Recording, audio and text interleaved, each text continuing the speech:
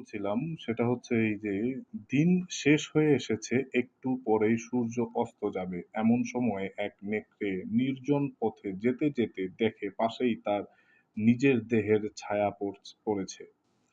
আরে আমি এত বড়, এত লম্বা, এ যে দেখছি প্রায় ৩০ গজের মতো আমার দেহ। আর হাসির কথা, এত জমকালো দেহ থাকতে সিংহকে আমি ভয় করে চলি?